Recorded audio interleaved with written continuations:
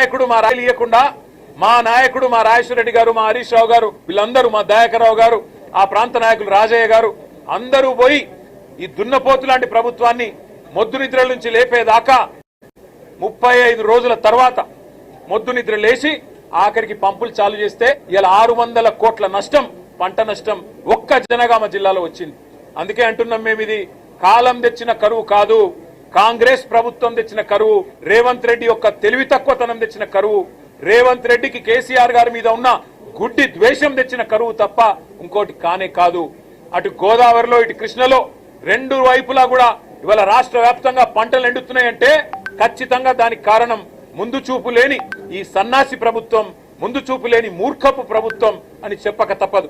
ఇవాళ రాష్ట్ర ప్రజల తరపున, రాష్ట్ర రైతుల తరపున మేము డిమాండ్ చేస్తున్నది ఒకటే, లక్షల ఎకరాల్లో పంట ఎక్కడెక్కడైతే ఎండిందో ఇది తప్పించుకునేదానికి వీలు లేదు. మొన్న హరీష్ రావు గారు వివరంగా చెప్పినారు, ఎండల వల్ల పంట ఎండిందని ముఖ్యమంత్రి అంటాడు, బోర్ల కింద ఎండిపోతే మాకు బాధ్యత లేదని బాధ్యత రాహిత్యంతో ఇరిగేషన్ మంత్రి మాట్లాడతాడు.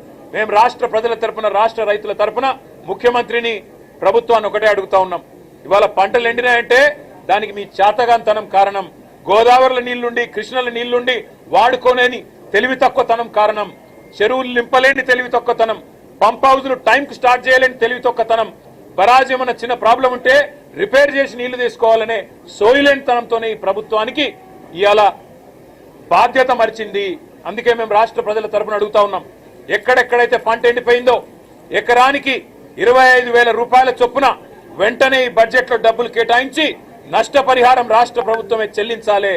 రాష్ట్రంలో లక్షలాది ఎకరాల్లో పంట ఏదైతే ఎండుతుందో దానికి ఖచ్చితంగా ఈ ప్రభుత్వం రైతులకు క్షమాపణ చెప్పాలి.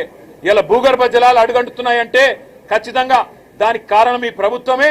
చెరువులు నింపకపోవడం, ఇష్టం వచ్చినట్టు చెక్ డ్యాములు నింపకపోవడం, ఇష్టం వచ్చినట్టు ఇసుక తోడుకోవడానికి, కేవలం ఇసుకతో దోపిడీ కాంగ్రెస్ నాయకుల జేబులు నింపడానికి మీరు చేసిన నిర్వాహకం అనే కారణం ఇవాళ గుర్తుపెట్టుకోవాలని కోరుతూ, రాష్ట్ర రైతాంగానికి కేసీఆర్ గారు ఉన్నారు, బీఆర్ఎస్ ఉన్నది, మేము భరోసాను ఇస్తూనే ఉంటాం, మీ తరఫున కొట్లాడుతూనే ఉంటాం. ఎక్కడెక్కడైతే పంటలు ఎండుతున్నాయో ఆయా ప్రాంతాల్లో పర్యటించి రైతుల్లో మనోధైర్యాన్ని నింపడానికి మేము ప్రయత్నం చేస్తూనే ఉంటామని చెప్పి కూడా తెలియజేస్తూ, రాష్ట్ర ప్రభుత్వం వెంటనే ఎకరానికి 25,000 రూపాయల నష్టపరిహారం ప్రకటించాలి, ప్రాయశ్చిత్తం చేసుకోవాలి, క్షమాపణ చెప్పాలని చెప్పి కూడా రాష్ట్ర రైతాంగానికి మేము డిమాండ్ చేస్తాం.